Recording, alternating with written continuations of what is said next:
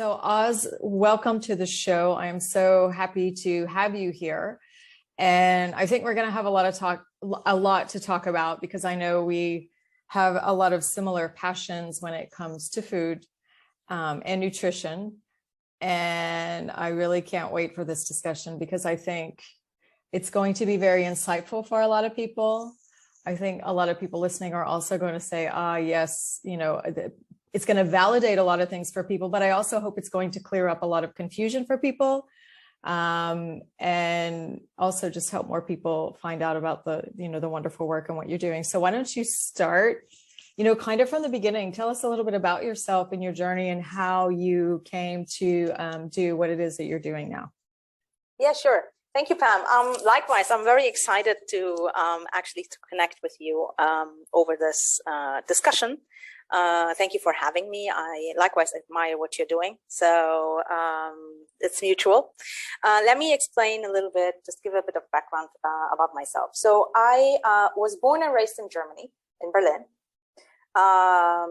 And I also did my studies there. I studied biochemistry. I did my bachelor's in biochemistry, and then I did my master's in biochemistry. And as part of my biochemistry focus, inevitably you come in contact with health and the medical boundaries of biochemistry, right? What does that mean in clinical terms? What effects does this have clinically? But I left biochemistry and I left my studies and then moved to the Middle East and did something completely else. I became a management consultant because I was on the back of my head. It was like, all right, I don't want to be in a laboratory anymore. So that would have been my fate. But I do want to know how to, I want to learn how to do business and how to operate a business. And every details you would have with that.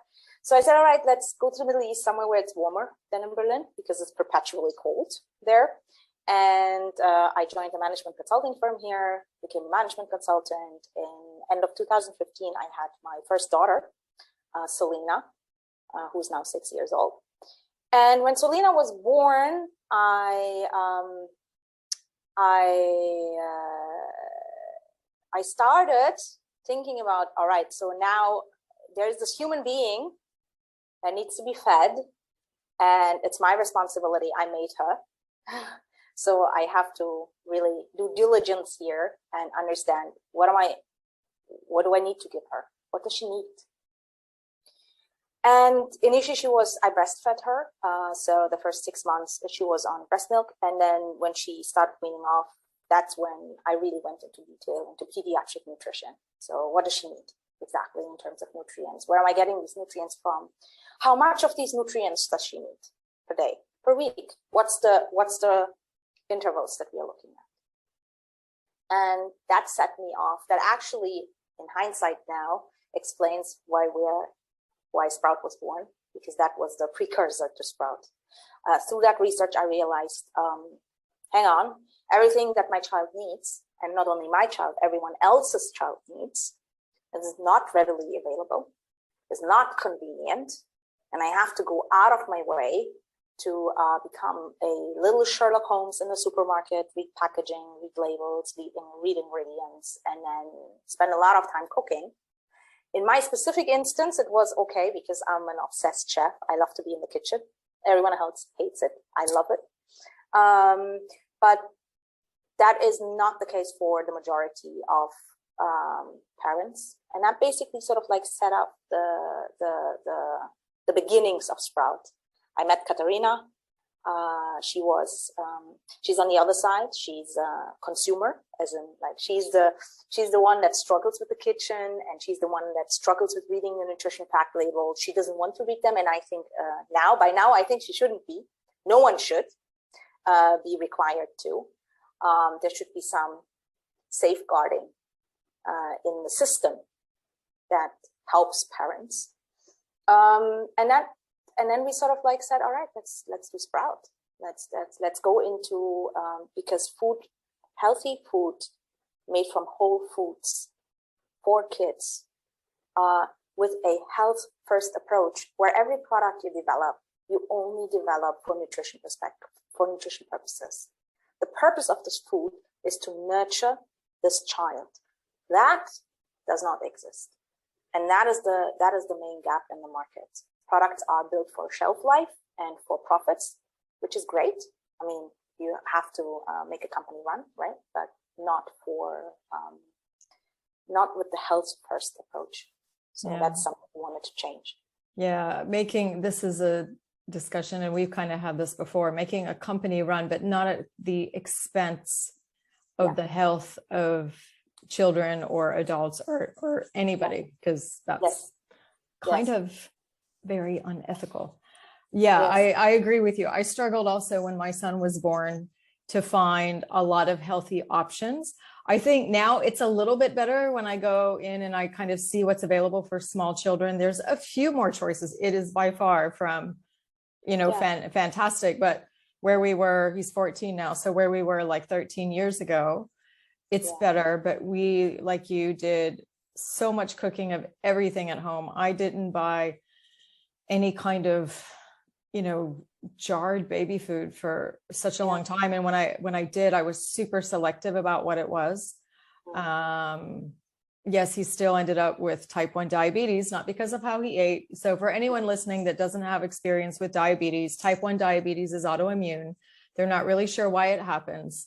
And my son's living proof that, 20 months old and eating very healthy, home cooked, plant-based food, it wasn't anything to do with the diet. So it's something in the immune system. Type 2 diabetes, which is happening more and more in children and should not be, can be the result of lifestyle choices.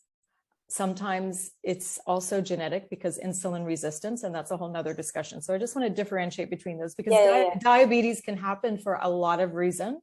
Yes. And for whatever reason you get it, whenever you do have diabetes, you will have so much better outcomes when you eat healthy plant-based food. For any chronic condition, really, I think, dare I say. Yes.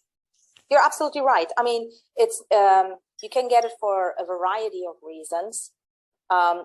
Much of the type 2 diabetes is driven by our current food system. It's not necessarily the parents go out and actually intentionally want to harm their kids, right? No, they don't. They have no choice. They have no choice, and some don't have the education and background that we had to know. Right. When I speak with, who has, right? Who has the burden? Like I'm not a plumber. When I have plumbing issues in my house, I call the expert, right? And I get a plumber in. So do you need to burden, not you as in Pam, but do we as a society, why do we burden parents to be specialists in nutrition if for any other profession we're getting actually expert help? And how is it that there is no firmer or better policy making and regulation that kind of helps you sift out those that are not meeting certain standards, right? Like if I go specifically with my child, and we had this discussion in the office the other day, if I go with my child to a play area, that is a business that caters to children specifically, right? It's something else than taking your child to a mall. You're going to a play area that is catered to children. I think those areas cannot have or shouldn't have only Snickers, Mars, cookies, chips, sugared popcorn. Sorry, not accepted in my books. I agree. Sorry. I agree. Catering to children. I'm not saying take them all out. That's not what I'm saying. Make room for healthy things to coexist.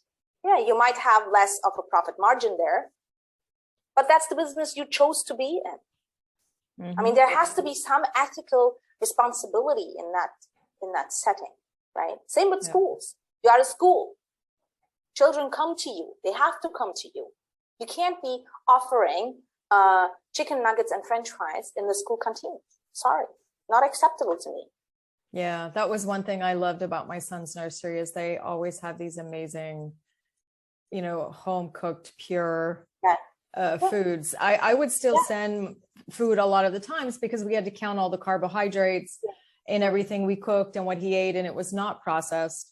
But regardless, that should not be happening for anyone. I absolutely agree. And like, for those of you listening, once I was having the discussion with Rachel, we were talking about something, and everyone in Sprout was in the office, and I was telling stories about how these things are so frustrating and infuriating. And then if you're watching the video, you'll be able to see it. But Oz like stuck her head in the screen, and she's like, we talk about this every day because it's a huge issue. And when I look around and I see unhealthy children, I see obese children, I just want to cry because this should not be happening. And it's not the fault of the parents. The pediatric endocrinologists that I talk to, they tell me a lot of examples of children that come in that are morbidly obese, and they're like already like 10 or 12 years old. And it's not the fault of the parents. The parents don't know.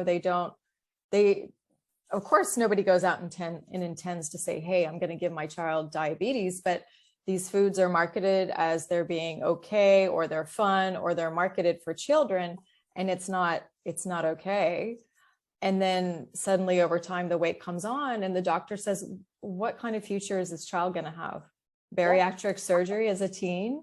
Where are they going to go to exercise? And then the whole social thing around it, the shame that I can only imagine what that child must be feeling.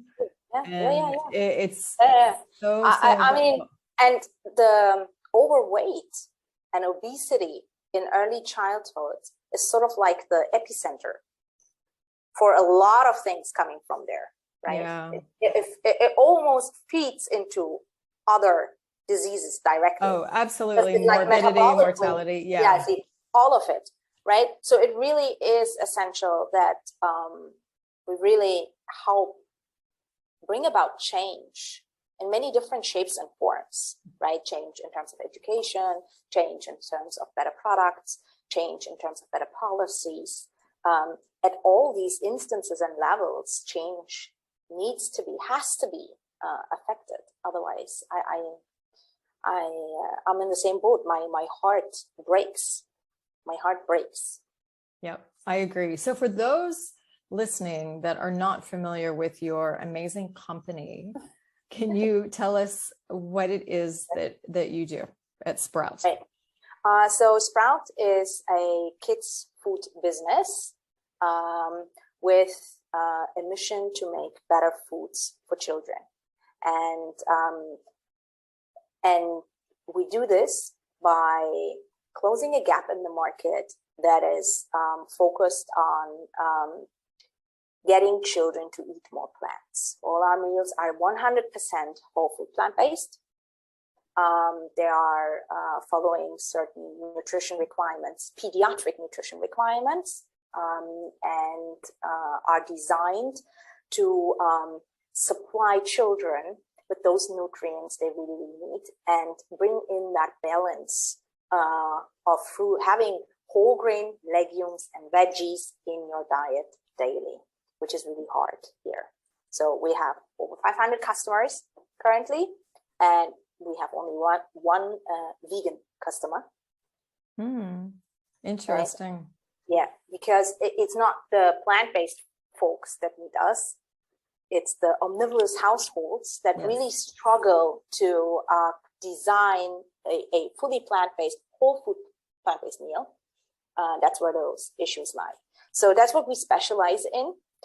We do foods for toddlers and children, toddlers being 1 to 4 years old and children being 5 to 10 years old.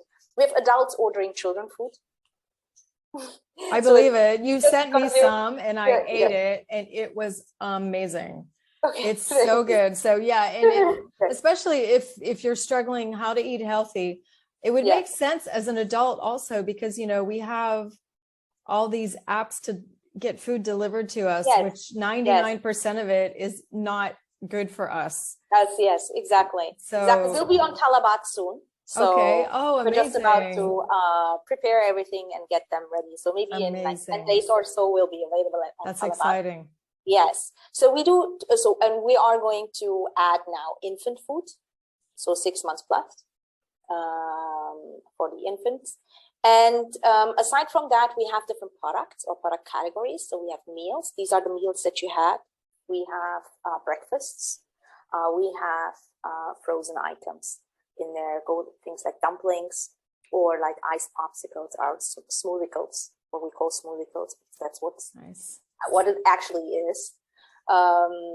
Yeah, so that's basically in a nutshell. Sprout is currently focusing on providing better food for children. We have ambitious plans to do other things as well. I mean, maybe once upon a time it's ambitious, but it's reality now. So it's amazing. Which and I love that, because I'm sure probably back when you were in the lab doing biochemistry, you know, did you ever think that you would be creating amazing, healthy food for children? Yeah, now looking back, it kind of makes sense. I wasn't, back in the day, I wasn't, but I always was I'm obsessed with nature. I love nature. I'm like always stunned by how things have evolved, why they are the way they are, how, like all of how nature operates and is like interconnected. And that system is in such a beautiful balance. It's us, when we stop appreciating that balance, that things get out of whack. They are then imbalanced. And it's within the unit of a body, of a human body, that happens. And also in the world, right? I mean, look at what we're doing with deforestation and all the other things that are happening. When we start interfering and intervening in a negative way, it's not great, right? But looking back, I kind of like think like, maybe this actually makes a lot of sense that I'm doing what I'm doing, because I am obsessed with food. I love nutrition. I had to take care of my children, and I had to do this for them, right? And then I realized, actually, everyone needs this. Everyone needs a better balanced diet today. Every kid needs it, that's for sure. Definitely. And I think it's harder to teach kids because there's so much outside influence, and food marketing has always been a thing since we were young. And actually, I have an amazing presentation I've done for around kind of adolescent age about how food is marketed to them.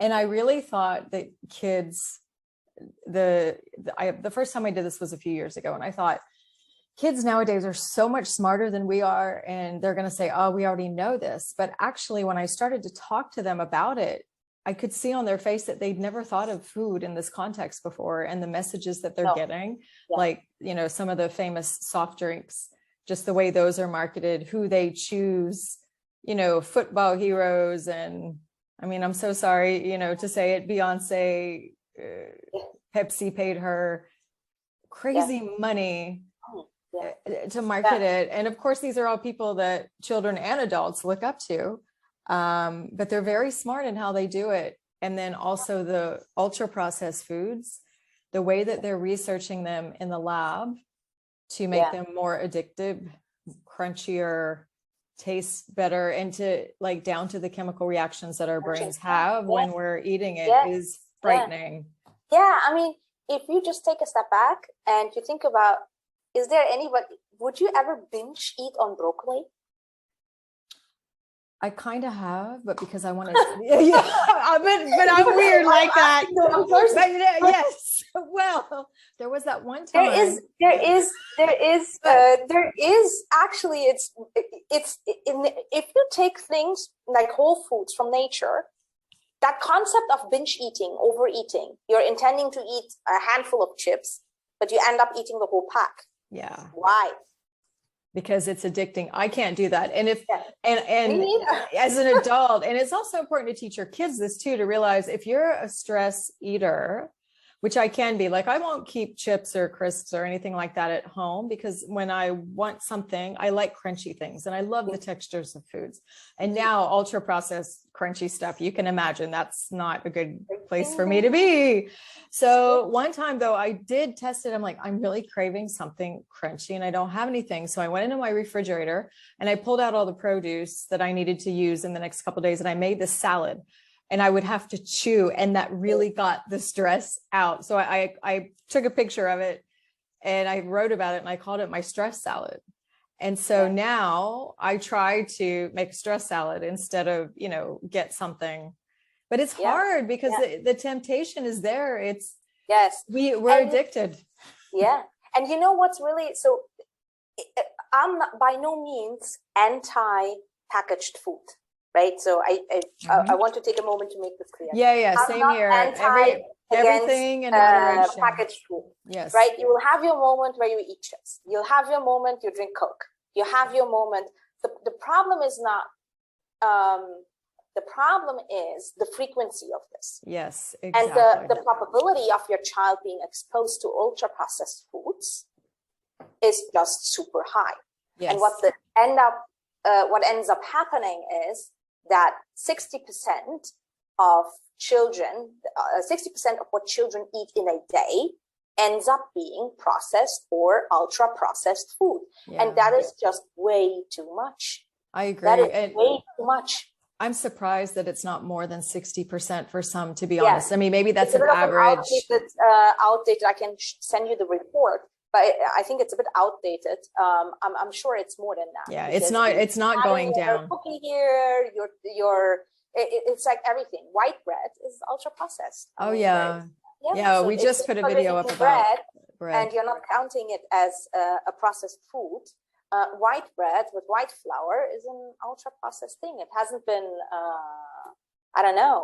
made with whole grain and sourdough fermentation, like natural fermentation. It's made in a factory.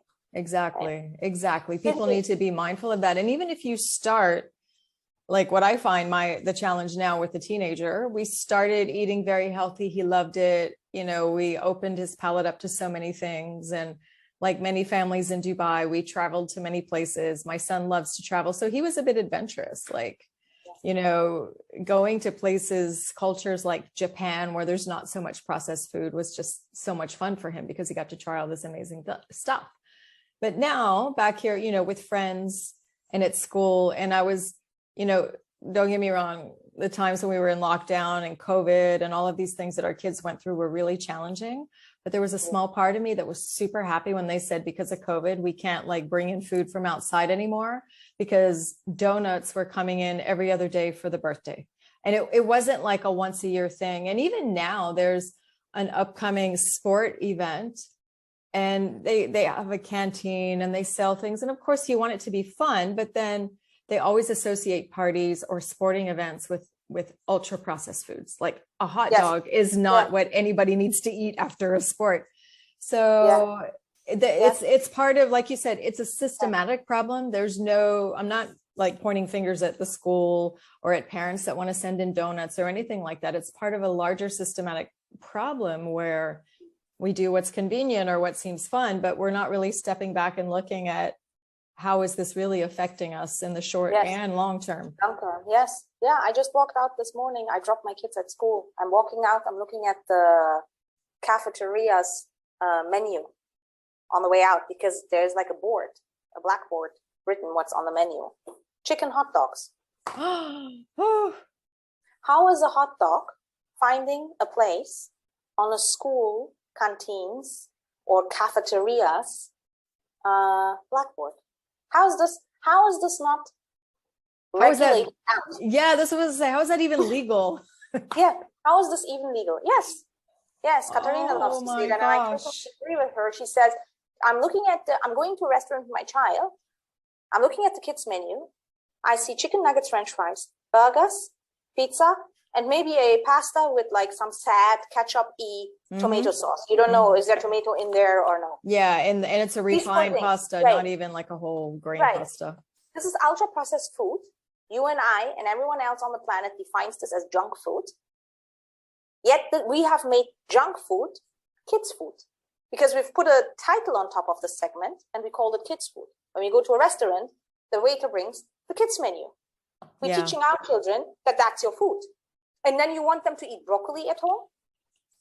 Yeah, it's so challenging. Until my son was about 5-ish, maybe 4, he had never seen a kids menu. We kind of went to, you know, similar restaurants, or we'd go to a restaurant that didn't have a kids menu. And then once we were with some friends and they had 2 kids and they asked for the kids menu, and the look on my son's face was as if like, wait, there's a menu just for me. I've been cheated. And I've been cheated and you didn't tell me this. And then he got the kids menu, but at that time that was like kind of the fish phase in his life, and he was really enjoying fish and other things. And he looked on there and he didn't even know what to order, because he had not had, and this isn't about like, you know, raising a kid that's a freak. It's like healthy, well-balanced stuff. He didn't really know what a chicken nugget was. He wasn't into pasta. I mean, pizza, we would like make it at home, or he just did it. He couldn't get his head around it. And then after that, you know, we still didn't go for the kids menu, but he was aware of it. And that was so, you know, it's bittersweet, because kids do have to go out in the world and they do have to understand these foods. Like I tell everyone that has a child with type 1 diabetes, and we don't make any foods forbidden. That was one of the first pieces of advice that the doctor gave to me. He said, let him eat everything, because, you know, healthy or not, they still need insulin and they need to navigate their blood sugar and learn what foods work for them and don't work for them. So we are also not anti anything, but everything in moderation. You know, there are some things that we try to steer clear of more often than others. But, you know, you got to just teach your kids. It can't be like the kids menu 5-6 days a week. That is no way to eat. And if you really knew what they put inside hot dogs and chicken nuggets, then I don't think we would ever eat it again. And I know, and I think many more people need to know.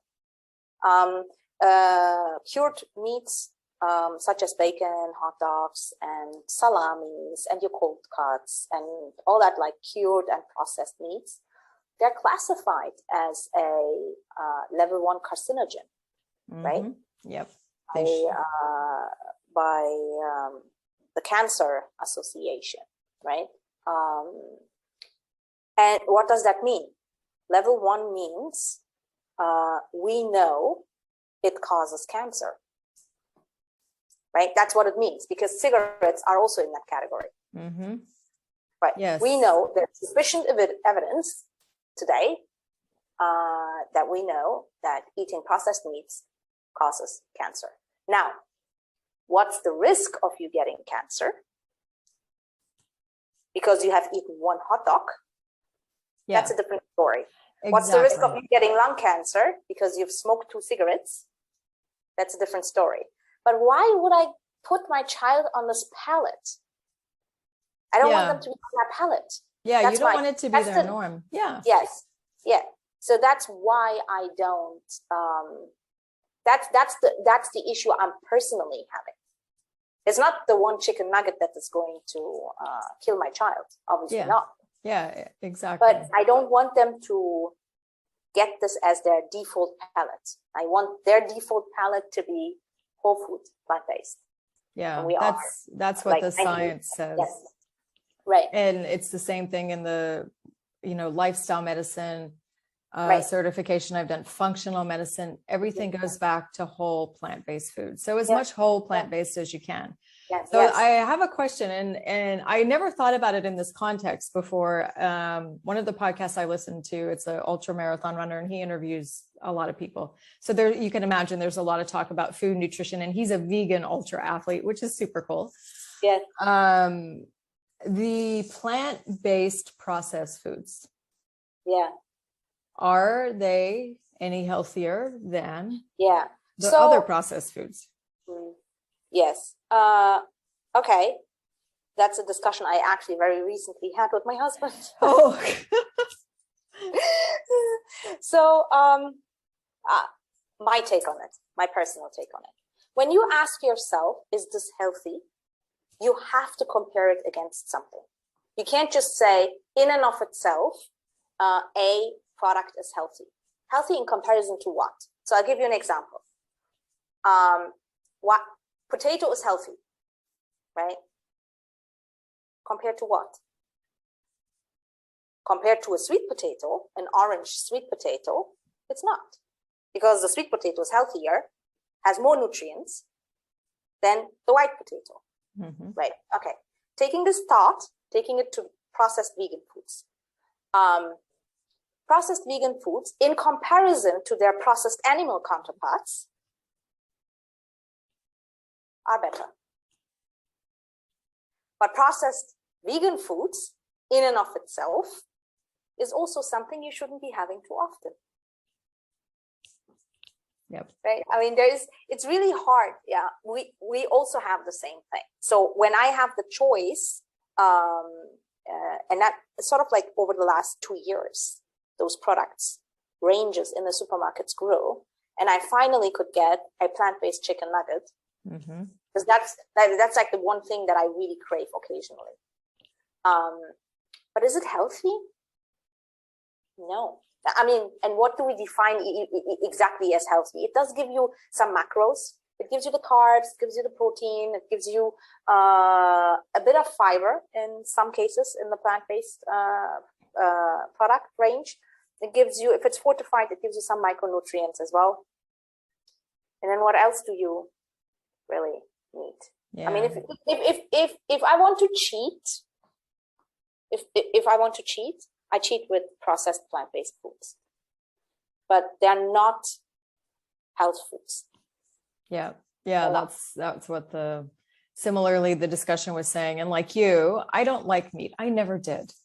And I mean, I grew up with parents that had a relatively large garden, and like one of my first memories was sitting out there eating things. So I've always been eating well, but I've never enjoyed meat. Red meat, just didn't like the texture and whatnot. So yeah, if I'm going to do that, and I still don't even, I'm not like a burger kind of person, so I still don't really enjoy that. But when I look at, like you said, it in the last couple of years, it's boomed. If I'm going to do that, like, let's say, okay, taco night, and everyone else in my house would rather have meat tacos, I'll go get a plant-based meat taco. But it's good to look and compare them, because also there can be a lot of food coloring. There's a lot of ingredients with names that we don't even know what they mean. And, you know, those I say always, maybe it's good to avoid, but also I think there's still, because all of this plant-based processed food is so new, it's not been studied in detail yet.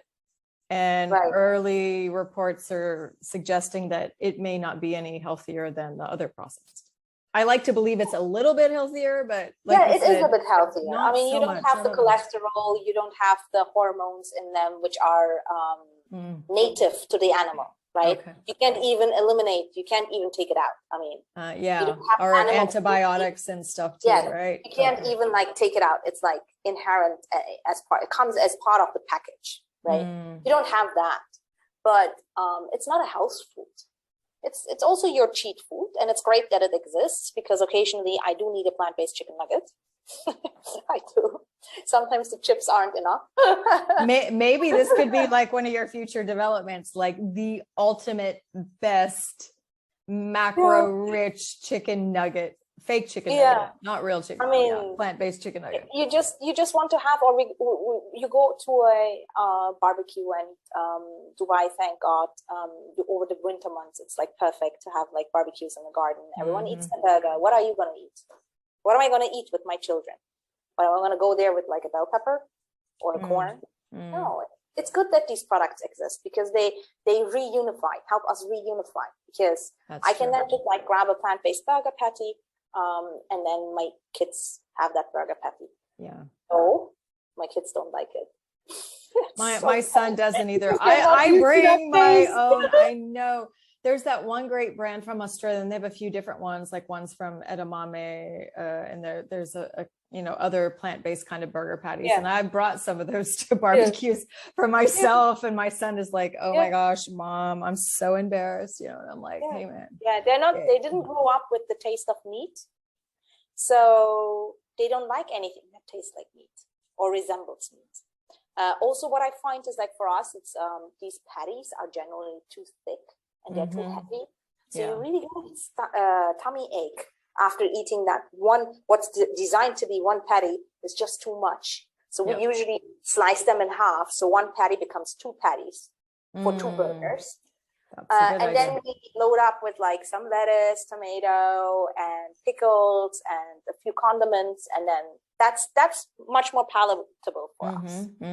I agree. Yeah, no, I like that, because that's the other thing too, with if you have diabetes and you eat something that's like really thick and really heavy, and even if you give insulin, it may look like your blood sugar is beautiful and you're like, oh, I made it the first 2 hours, but look at your blood sugar 3-4 hours later as your body's breaking down all the fat and everything in that. And that is the issue anyway. It is one of the fundamental issues for diabetes. That's why we're saying like saturated fat, actually specifically, is something you need to keep an eye on, right? And it's really hard in the plant world to come by high sources, concentrated sources of saturated fat. So the concentrated source of saturated fat is, for example, coconut oil or palm oil. That's why these two also lend themselves for industrial processing. So you can do a lot of things with it. So that's why they're using palm oil everywhere. Not only it's cheap, but it's also like its specific characteristics. But that's something you need to keep an eye on. And these plant-based patties, as far as I could tell, I mean, at least comparatively what I've seen so far, is they have their good dose of saturated fat. It's still, I think, less than a regular burger made from meat, but it could also be much more depending on the brand, as well as when you use vegan cheese, and all the vegan cheese currently in the market, all of it. There's not a single exception that I know that is in the supermarket that doesn't fit this description. They're all made of coconut oil to some extent, or some saturated fat, because that's what you need to harden it. You can't get the hardened, sliced version and that melting when you put it on the tongue, the texture, like the experience, without saturated fat. And that plus the patty together, that then gets like into an overkill zone in terms of saturated fat. But again, if you just have this once a week, who cares? Right? And if everything else in your diet is so perfect, as in like so whole food, so plant-based, lots of beans, lots of other legumes, lentils, black beans, kidney beans, you have lots of like veggies, whole grains, who cares about the burger you eat with that saturated fat? Right? Again, everything in moderation, and balance it, and also exercising, activity. With exercise, all of that, sleep, that all contributes, right? It all contributes, has its own roles to play. Amazing. So for people that are listening, then, if they don't really have a lifestyle rich in plants, and they're inspired by this, and they're saying, oh, I want to feed my kids better, I want to do things differently. And of course, the first step is order from Sprout. We know that. That's the first step you can take. The easiest step, and we'll have the links in the show notes for everything. But what are some other things that they can do to improve, what their children are eating? There's many questions within one, but improve what they're eating, get their children to embrace eating more plant-based foods or just vegetables in general. And even for adults might be the same thing. What are some easy wins or things that they can do?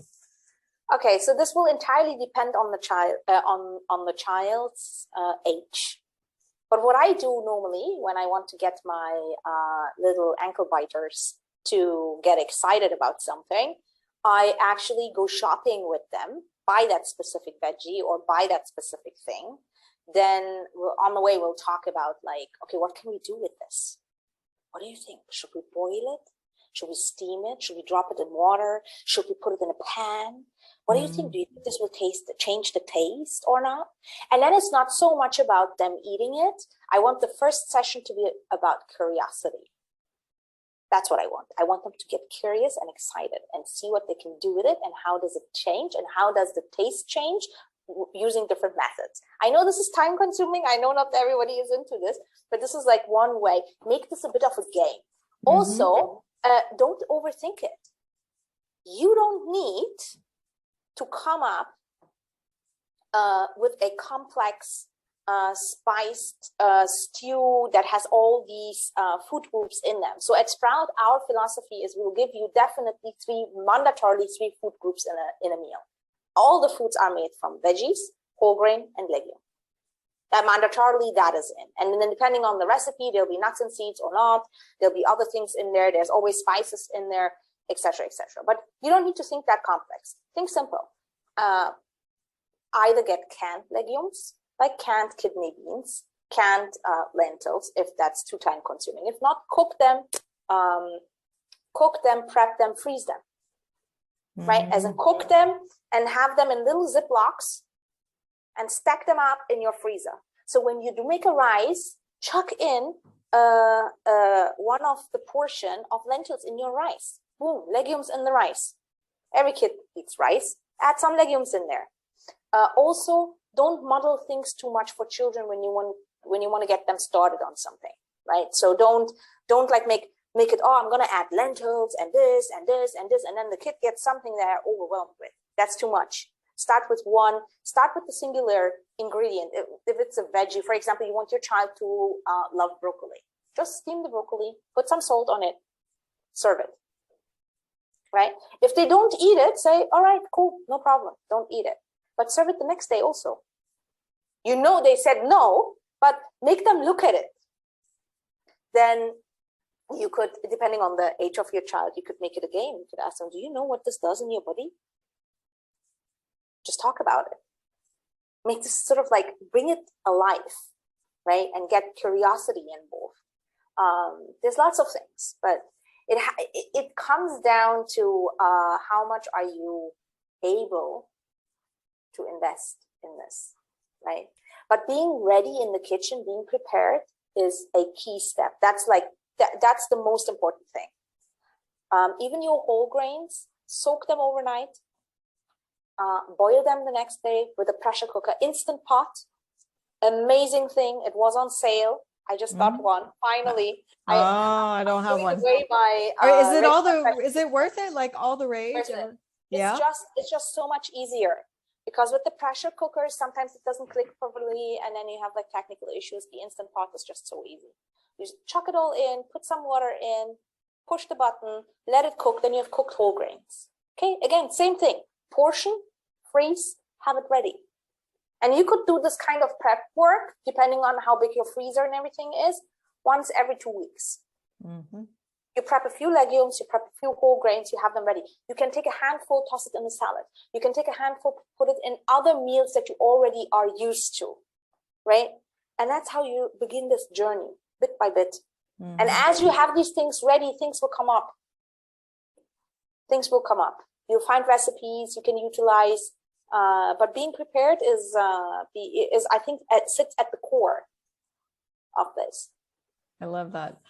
Is there any kind of statistic? And again, probably not, because every child's different, but I find, and it's hard, like our kids, like they will break you. They know our weak points, and it's hard to be patient and when they're not doing it. And I hear a lot of parents, sometimes they'll say, but my kid just won't eat these things.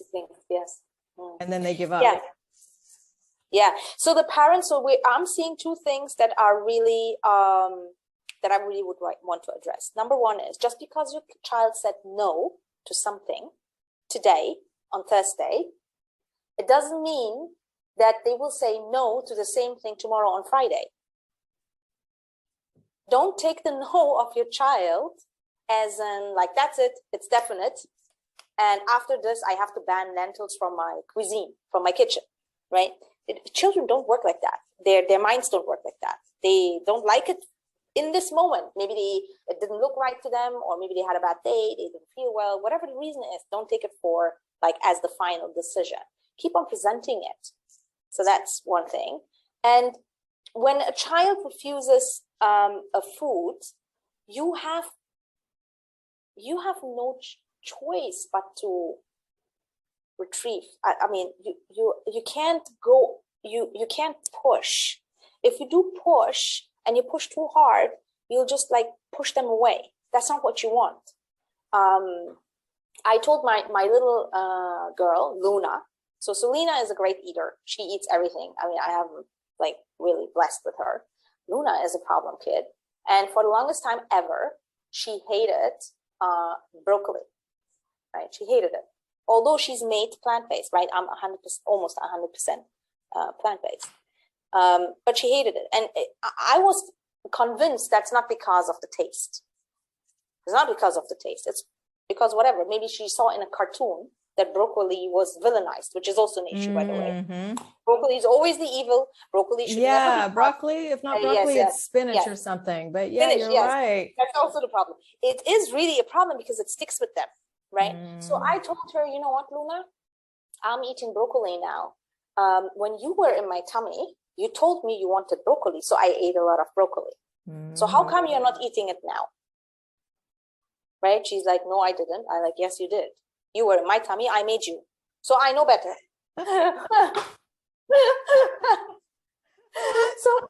I let that sink in. Oh, that's like Jedi mind trick right there. Right. So then I let it sink. And then 2 or 3 days later, when I was eating broccoli again, I was like, back then you wanted me to buy a lot of broccoli and eat a lot of broccoli because you really needed something from the broccoli to grow. And because I was doing this and in such a non-offensive way and in a fun way, because I then started like dancing around and like I ate the broccoli and it was really good. She came around, but it took solid 4 months. Oh, wow. Yeah, she's a stubborn little determined. Yeah, that will serve her later in life, but but it's not easy. I'm not saying it is easy, but you can't like, and it's okay if she doesn't eat broccoli for first 4 months, she's not going to die. She's not going to die. She is going to be fine.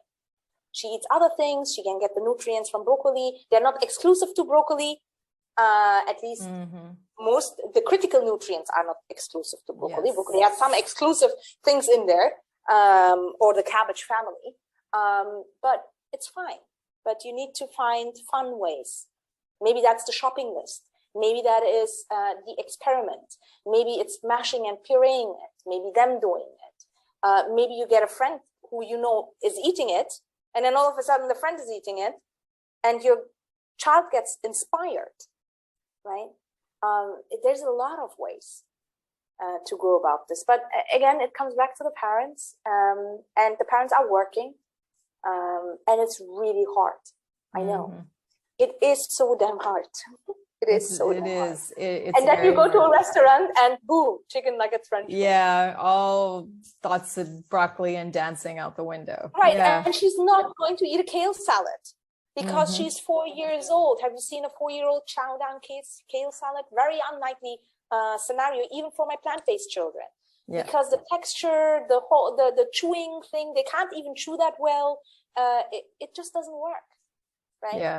Yeah. No, that's really good advice, and I love that you highlight like not to obsess about it, because I think a lot of parents, we all have our things about our kids that we over worry about, and we almost become obsessed, and especially when they're young. Oh my gosh, they're not eating. Are they growing? And then doctors will be, I was having this discussion with someone the other day, doctors will be very quick, kids go through all their own different growth spurts and periods, but even when my son was little, like, oh, well, that curve of growth, he's not on it, like he's too tall or too this or too, that. And as parents, we don't know, because we're supposed to trust this research that was done in the 1950s or something. And when they're not falling on that line, then we become so worried about it. And the same thing I find a lot with eating. You have to listen to this is just mind-blowing to me, because every educated doctor should actually know that this is just a range. That's all there is to this. It's a range. If everything else seems to be working, hopefully compared everything to is okay. my native genetically German friends in Germany and in school, I am small. They are taller people. Yeah, exactly. They're tall. I'm 1 meter 64. They're 1 meter 89. Yeah. Right? I mean, there are ranges, and there's ranges of normal, right?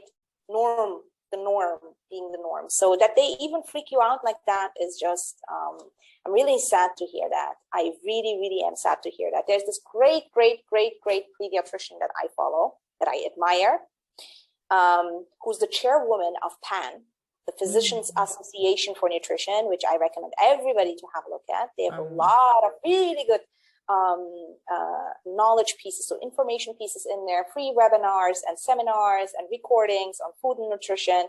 They have it on German as well as in English. So it's really, really cool. And she's the chairwoman. She's my favorite pediatrician. She's plant-powered pediatrician.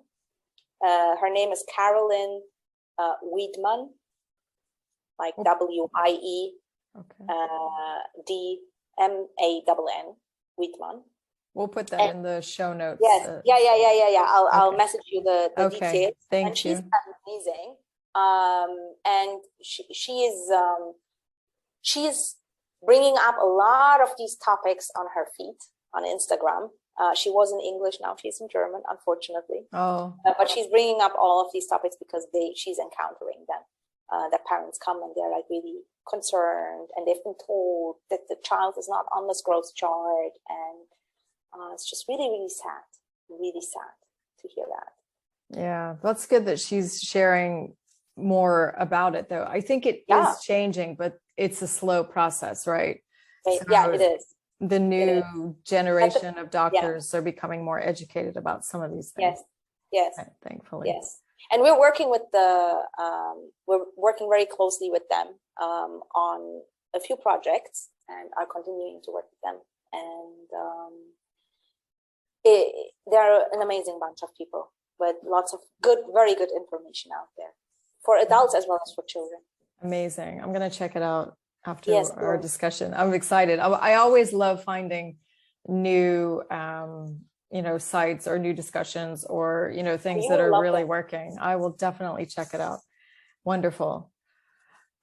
Well, I think I've taken enough of your time, but I do believe that we could talk for another 4 or 5 hours about this topic, because there's so much we could go into. So we'll have to have you back on the show. And maybe we can go into a little more in depth about different, topics in a deeper way. Thank you so much for being here. It was so very insightful. And also, if you're listening, I want to say, please watch for Sprouts. Also on the Diapoint website, you will be able to also purchase from us that way, from Sprout that way as well through us. And also in the show notes, we have all the Sprout website. They have some great resources as well. Their contact information. If you have any questions at all for Oz, feel free to reach out. You can send it to us. You can send it directly to her. Their food really is amazing and packed with nutrients. And if you don't know where to start to get more macronutrients into your child's life and more whole plant-based foods, this is a wonderful place to start. And it's created by somebody that knows, that has studied the topic deeply, and also is really passionate and cares about the topic. It's not, just for the sake of doing it. It really has a lot of love put into it, which is also really important. So thank you once again. And I can't wait to see you back soon. Yeah, thank you. Thank you. Have a great day. Thank you. All right. Bye. Bye. Bye.